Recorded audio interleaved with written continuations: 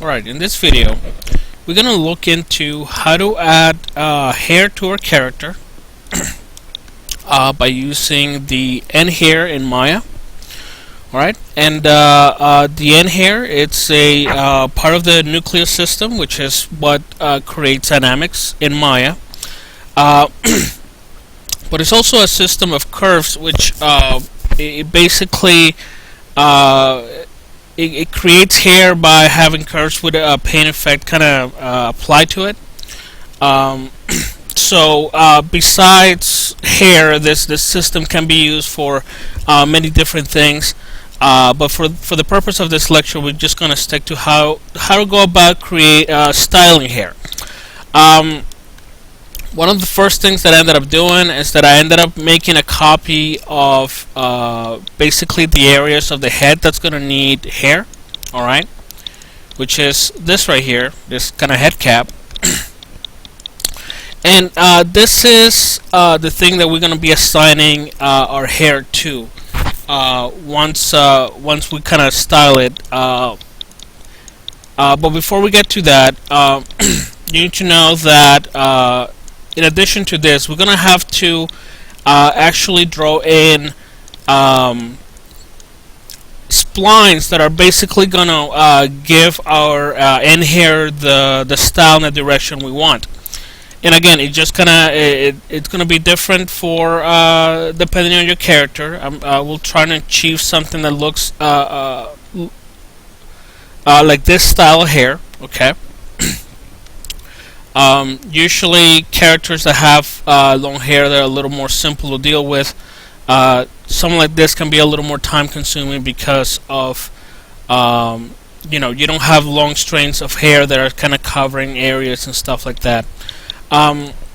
So I'm just gonna go ahead and start. Again, basically what you do, it's start drawing splines that kind of have the direction of the hair that you want. So I'm going to go ahead to create, and I'm going to use the pencil curve tool, okay?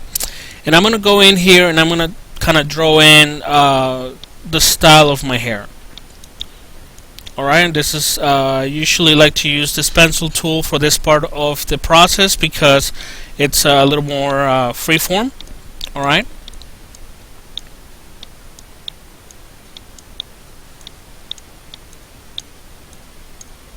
Okay. So again, this kind of it's similar to the modeling techniques that we use for the face, in a sense that all of the kind of styling you're gonna do from some sort of orthographic viewport, and then you have to kind of go into perspective and kind of move it to where it's supposed to go. And this is where this workflow could be a little time consuming. So again, usually my pivots for splines kind of starts at 0, 0, 0 here, so I'm just going to go ahead and center them to the pivot of them. So I mean to the actual object, so I can just gonna go ahead here and just kind of move it into place. Alright, and again, this right here, I want to have probably this in its own layer, so I don't select it constantly, and I'm just concerned about what's happening with the splines here. Alright, and again, we're using these splines to kind of style what the hairstyle is going to be like, and this is going to be the basics for what the front of the hair is going to be like, and I'm still going to have to go in here and modify this a little bit, so it looks not necessarily so straightforward, because again, these were drawn in the front viewport. So if we go to the side, it's just going to look like a flat line, and hair doesn't really behave like that. So we still have to come here and kind of modify some of this. And again, because we're using the pencil tool to create these splines, we're going to have a large number of CVs. So it's probably a good idea to use the soft selection in the move settings here to kind of move the stuff around a little bit, make it a little easier. something like 3.5. All right.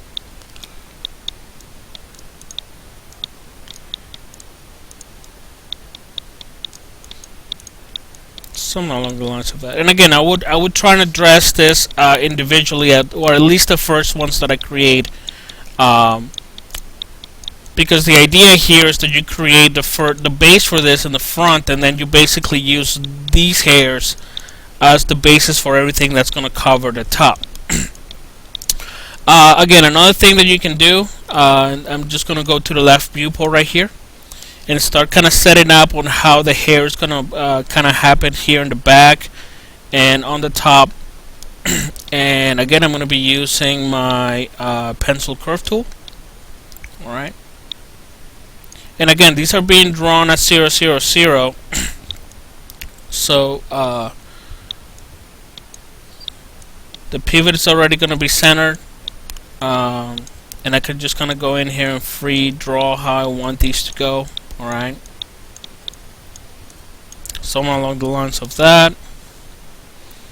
And don't have a lot of reference with what's happening in the back, but I'm pretty sure it's something along the lines of this, with just the hair is kind of falling down in this direction. So you kind of have to, again, it's better if you have some sort of reference that gives you an idea of how the hair is gonna look, so you can have an idea on how you go ahead and draw it. And again, this is kind of going to be the basis of what the hair in the back is going to be like. And eventually what's going to happen is that we're just going to take these splines and just kind of duplicate them. We probably take care of one half first and then just kind of mirror that. But let me go in here and draw a little bit of what the hair on the side is supposed to look like. So again, I want to go here and I want to use the spline tool here. I'm going to change this to 4. And again, the hair on the side is kind of supposed to kind of come like this. Alright, and these are going to be the sideburns. Alright, and again with these, just like with the hair on the front, and I'm going to freeze my eyes here.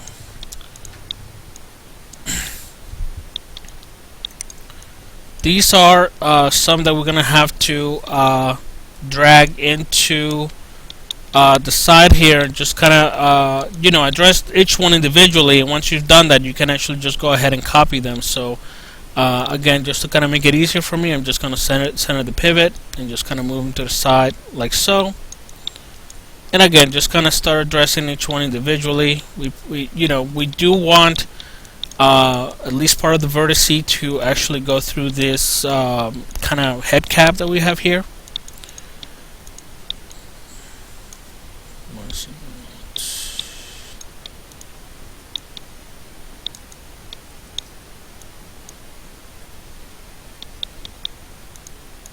And again, it's always a good idea to either isolate what you're working with, or what you're supposed to kind of be focusing on, or freezing your other layers, keeping your scene organized. Okay, and let's see. I'm going to move on to a further version of this file, where I've already addressed the number of splines that I'm going to be using for the half here, and I believe it's hair 2. Alright, and again, just like I demonstrated in the previous file, I went in here and I drew in the hair that's supposed to kind of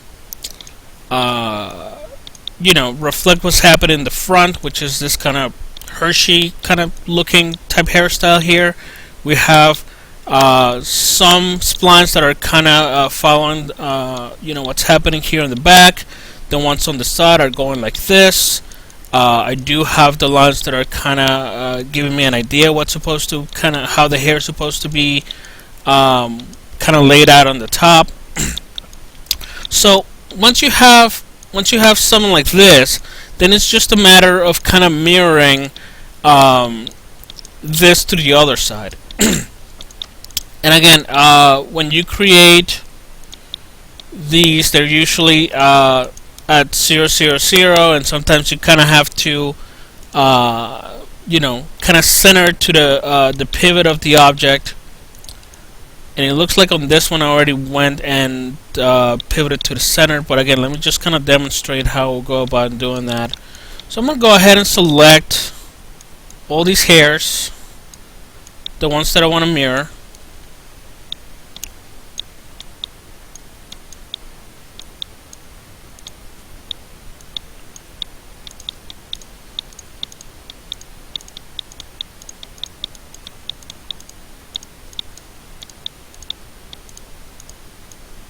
Alright, that seems to be everything. How you go about making sure that your pivot is actually at 000 so you can mirror it. And again, I'm just going to go ahead and center. So now if you select each one, the pivot's going to be with it. So and that's what you probably would have in order to be able to adjust each one of these hairs. But what I'm going to do, I'm going to go into my front view, make sure that my grid is turned on, and I'm going to do function insert so I can actually manipulate my pivot, alright, which is what you're seeing here. And then I'm going to turn on my snap to grids so I can actually take these and snap them to the center. Alright, and again, notice that it took all of those pivots and it actually collapsed them all into one at the center here. And again, I can do function delete or insert in a PC, and I'll go back to my regular pivot, so I'm not just manipulating the pivot of the object. I turn off my snap. And if I select each one of these, the pivots are going to be right at the center. So then it's just a matter of, again, let me just select everything one more time. It's just a matter of doing a duplicate special. And again, we don't want to do an instance. What we want to use the duplicate special for, it's to, we want to make a copy of it, and we want to tell it to scale it at a -1 on the x-axis so that it mirrors that hair to the other side. And you probably don't want to have these selected because you don't want these copied again. You need only the rest of them to be copied over. And you only need a copy of each one, so once you have, making sure that you have this selected and a -1 on the x or whatever the opposing mirror axis is going to be, and then just click on apply, and now we have mirror splines for the other side of the head. And I could technically do the same thing here, or I could go into the process of just selecting a line of the splines that I selected here and just copy them over and just changing as I need to go, and making sure that I don't have areas where I could potentially have a lot of bald spots. So again, let me just move on to the next file where I probably have all of this already completed. Let's go to 3. Alright.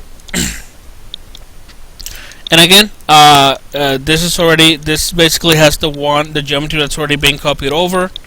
I went in here and again made copies or and just kind of copy them over and cover it as best as I can. I actually had to go in here, maybe add a little bit more hair in this area here, so I wouldn't have any bald spots where the hair was starting to go up and then down. So once you have something like this, I'm gonna go ahead and unfreeze my cap here. And again, the idea behind this is that you're assigning the nhair to a piece of geometry that's not necessarily going to be affected by anything that's happening to our main mesh, which is this guy.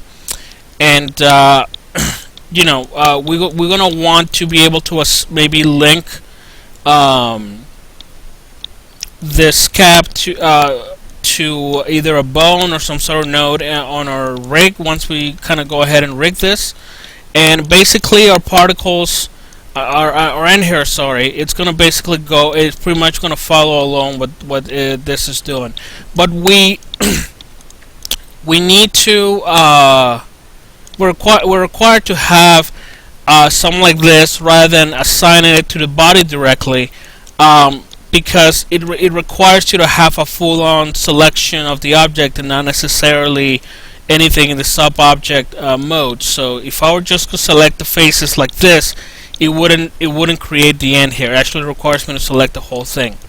Alright, so at this point I want to use this geometry for my hair to lay on, and I want to use the splines as the guide to those to that kind of shaded paint effect that the end hair is going to create for me.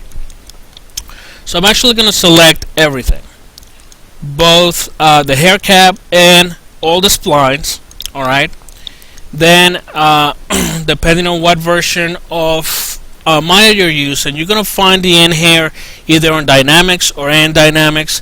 For Maya 2014 it's going to be End Dynamics. So I'm going to select the End Dynamics. I'm going to go to End Hair. Alright. And again, in this lecture we're not covering dynamics or anything like that. We're going into the process on how to style hair. So I'm going to go into Make Selected Curves Dynamic, and I'm going to click on the options for it. I need to make sure that at least two things are as follows. We need to make sure that this is Paint Effects, and we need to make sure that it's attaching the curves to the selected surface, which is this, the head cap. And then I'm going to go ahead and apply this. And it's going to take a little bit to process, again depending on how powerful your computer is. Alright, and we can see that some hair kind of already has been created. Alright. And again, if I were to go ahead and render this, and again I want to make sure that this is small enough, it shouldn't take a long time, so let's just go ahead and render this.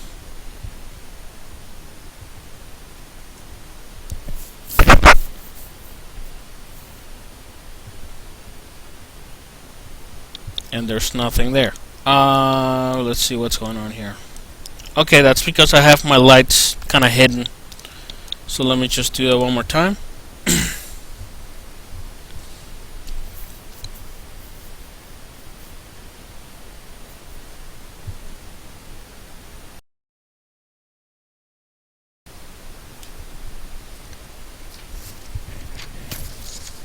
Alright, and you're starting to see that, hairs kind of were created into my head cap here. But there's a couple things that we need to go in here and kind of change for this to look like my character actually has hair, because this is just basically simulating what the splines are doing, and that's not going to be enough. So in order to select the node that's controlling the hair here, and again there's a couple of things that you got to keep in mind. That each one of these hairs, or this kind of red areas, are basically called follicles, and this is kind of what's kind of producing the hair and stuff like that. Another thing that happens when you create this, it's this dynamic called the nucleus, and this is what's going to kind of allow you to be able to simulate this hair and simulate things like wind and gravity and things like that. But again, I just want to make you aware of that, so you don't get rid of that on your scene, because again you're going to need this kind of later on. So in order to select the node for to affect the look of the hair, I'm actually going to go into my outliner. Okay, And again, you can see this is the nucleus right here. And this is kind of what generates the dynamics. I'm actually going to select this PFX hair 1. Alright, and I want to go into the hairstyle shape 1, which is what's going to address how my hair kind of behaves in my scene. Alright, now another thing that I like to do when I'm working on something like this, and again, the problem with having things selected is that they're highlighted, so you don't really see what's going on in the scene. So I would go into list and just check off the auto load selected attributes, so you can actually deselect that PFX hair 1 and still be able to manipulate the attributes. Okay, so and again, we're not addressing dynamics. I'm going to talk about things that you need to do to be able to style your hair. Let's see. So we're in the hair system shape 1. Alright. And again, you can see that it has nodes for other things, including the nucleus for the dynamics. At the top, we're going to see the quality of the hair, and again, the lower the quality, the worse it's going to look. Now, to go into the clump and hair shape, the clumps is basically out of these kind of follicles. It basically what it's telling you is that you can actually multiply the number of hairs that come out from each of the follicles. So right now we only have one per clump. All right. So, and that's why we're seeing just this. We can actually increase the number of that.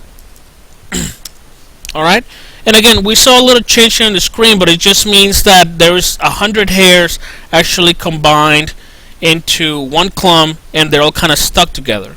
So we need to go ahead and kind of change this a bit. The subsegments, what this is going to do, again, it's going to give your hair more segments, and it's going to allow it to be a little more smooth, because without changing that, it just looks like again, dry kind of grass or something like that. So I'm going to stick to 2. Before I talk about this, I'm actually going to go ahead and increase the clump width, which is going to take all those hairs that we just created, and it's just going to kind of spread them out. Alright.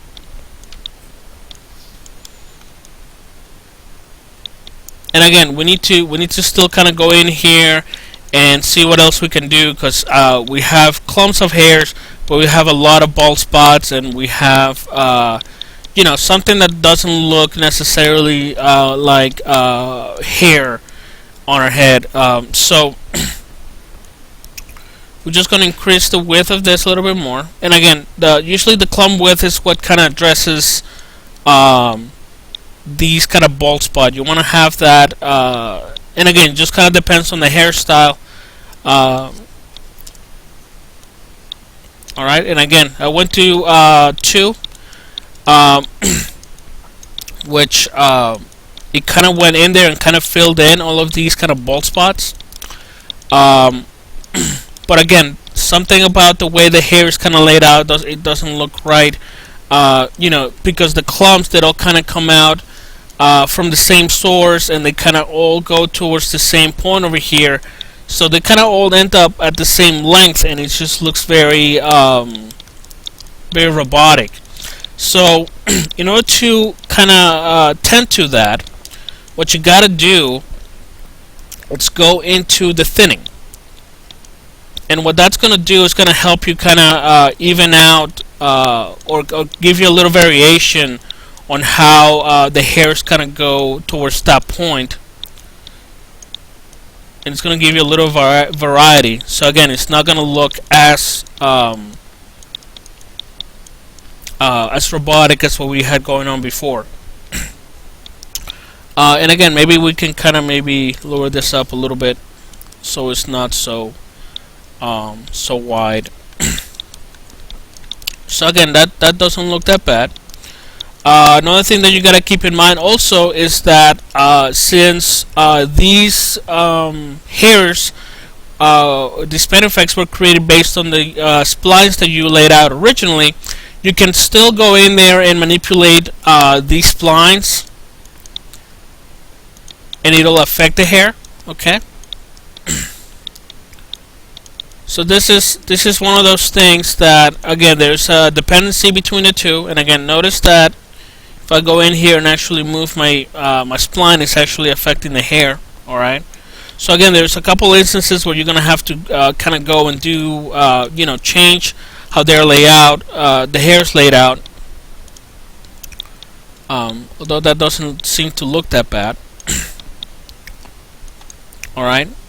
And again, let me just go back to this. And again, keep in mind that because I unchecked the auto load selected attributes, every time I select anything, I'm still going to be seeing the hairstyle shape 1 attribute that's there. It's because it's not automatically loading the attributes of the things that I'm selecting. So if you uncheck that, just make sure you go back and check it if you don't want to keep just seeing the attributes for the hair. Beyond this, again, the width of the hair, I can do a quick render of this, and again, I'm not sure how long it's going to take. Hopefully not too long.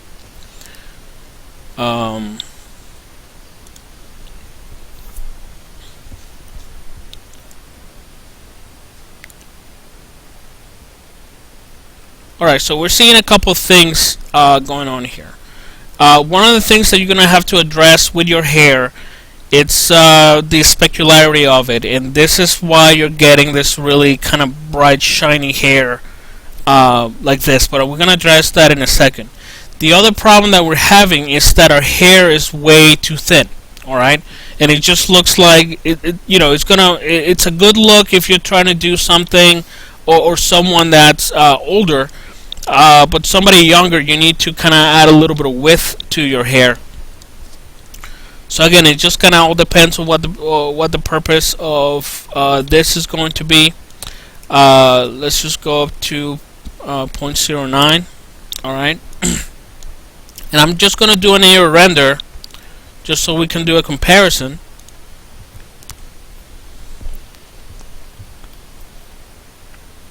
Okay, and again, you can see that just by increasing the hair width, it changes how thin the hair is, and it gives it a more kind of natural look. And again, this kind of might be a little bit too thick. I'm gonna do 0.065. Again, depending on who your character is, it might be a different setting. All right, so again, that looks a little bit better. Another thing that we can do to kind of make our hair look a little more natural is use the Clump Twist, and again, that's going to help you kind of give it a little bit more kind of variety. All right, but again, probably shouldn't go too crazy with that. Okay, and we also have these graphs that actually kind of help us kind of deal with the shape of the hair and kind of make it a little bit more interesting.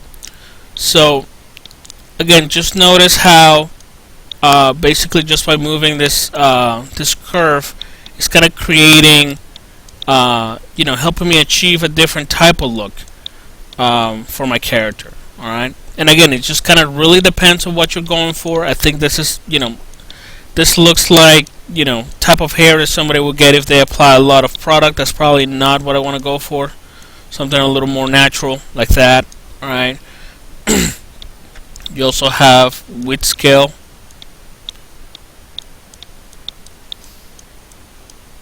And again, you can just kind of go ahead and play around with these and see if if they do anything that that you might like as far as the hairstyle for your character. The next thing that we're going to deal with is the shading. And again, one of the things that I pointed out was the fact that we got this kind of yellowish, kind of really bright hair, and one of the reasons for that is because the specular color and specular power in the nhair is something that it's kind of a pain to deal with, um, especially if you're rendering in Mental Ray. And again, we're using Mental Ray because we have the skin shader on our character. But uh, sometimes these type of hair actually looks better under our regular Maya renderer, but because we're using the skin shader, we're just gonna have to play around with this and kind of make it look uh, more natural. So first thing that I'm gonna do, it's hair color, and again, this usually is gonna have to be kind of darkened a lot for this to work. So I'm gonna go for something that's pretty dark, and again, I'm gonna do a render of this.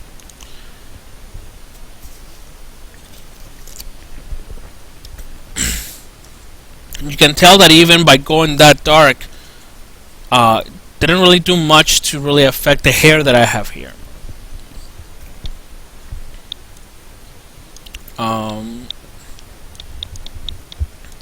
Alright, so then I'm gonna go into the color scale, and again, usually in Mental Ray, what usually helps with this is that rather than having some sort of grayscale kind of gradient for the color scale, what I actually like to do is use some color similar to the color that I'm assigning to the hair color into the scale here, and that usually helps you solve some of these problems. So I'm going to select, and again, the idea of the color scale is that this basically represents what the hair looks like from the root to the top of the hair. So probably want the bottom to be really dark.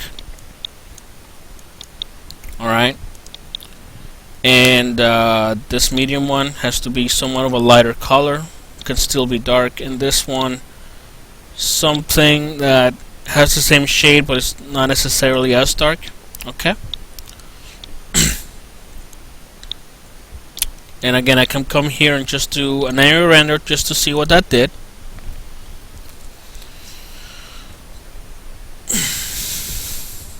Alright, and we're starting to see a little bit of difference in our hair, but again, it just looks like he has silver hair, not necessarily something along the lines of the dark kind of brown hair that we need for this guy.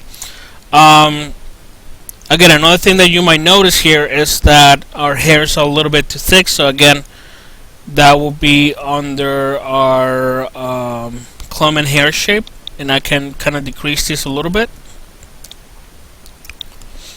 And again, we're going to be going back and forth and kind of playing around with our settings to see what works best. Another thing that I would recommend as well, definitely choose a camera angle, especially for this type of render, because we're not really doing anything that's behind the head and things like that. Choose your camera angle first, and maybe address the issues that you would see under that camera angle, and be concerned about everything else once if it's ever going to be seen on screen or something like that. Under hair course color scale, then we come here and we got opacity, translucence. Again, hair is pretty thin and it's usually translucent, so you want to have a little bit of translucency there, but this might be a little bit too strong for me. I'm just going to do a 0.1 here. Okay. Specular color. Again, the reason why we're seeing this is because our specular color it's kind of bright. I mean, it's not necessarily that bright, but again, what usually helps is have a color that's similar to what your color scale is, or your hair color. Either that or really darken it up. And again, by changing the specular color, we're gonna see some changes here in our hair. So again, I'm just gonna do another area render just to compare.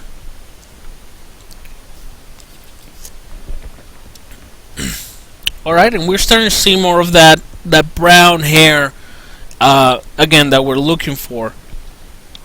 And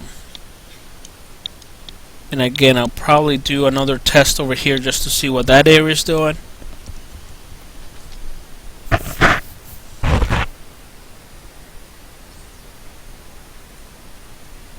Alright, Alright, and again we get to see a little bit of specularity on our hair. Still looks a little bit, kind of a little bit kind of broken, a little bit stiff. I can increase the number of soft segments, so it's a little bit smoother. Again, another thing that's looking weird is the fact that we can actually see our cap there. So again, that's something that eventually can be linked up to some sort of node or a bone.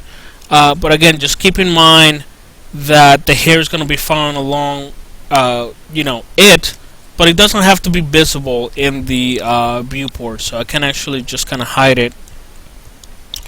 Do another test of that area.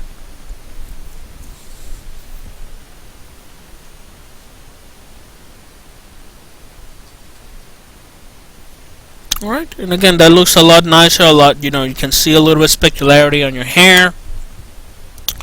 And again, if I want to go back to my settings here,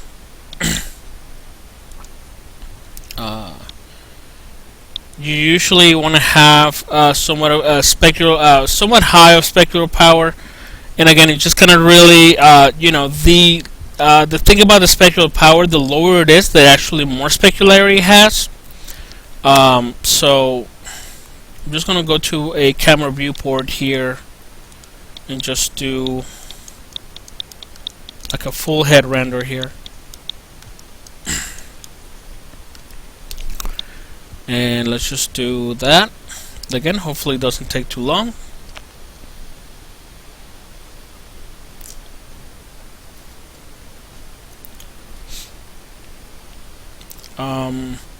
Alright, and again, one thing that, let's just stop.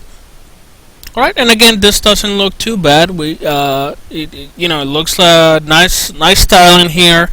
Our hair has really nice specularity. It's a little thick, so we still need to go in there and work with that. We'll see a little bit of kind of collision kind of going on here through the ear, stuff like that. So at this point, it will be just a matter of going in there and playing around with our splines and just kind of making it move so it's not collapsing and things like that. Maybe thinning out some of this hair so it's it's not it doesn't look like it's been plugged in.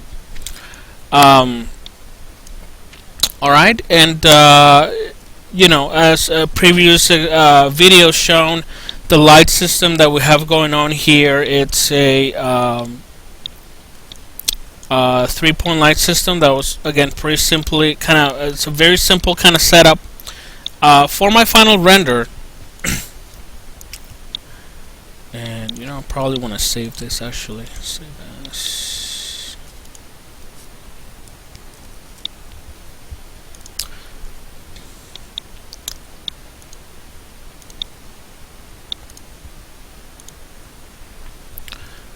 You can do a couple things. You can have that 3-point light if that's what you choose to do. What I ended up kind of doing for mine, I only have one light source here, which is this. And again, notice that I'm selecting here and I don't see any changes in my attributes, is because the auto load selected hasn't been checked on back again. So, alright. This is an area light, okay? And it basically, again, the reason why the intensity is so high is because it has quadratic decay.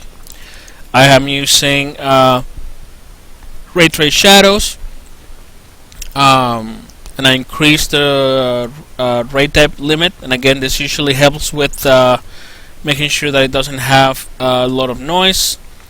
And also, to make it into a mental ray light, I made sure that I turn it. I checked on the use light shape, okay, and I just made sure to increase the high number of samples. And again, that usually helps with the noisiness and stuff like that. Another thing, and again, that these settings is what got me this result, okay. And again, in this one, we're seeing the use of the Maya skin shader, all right.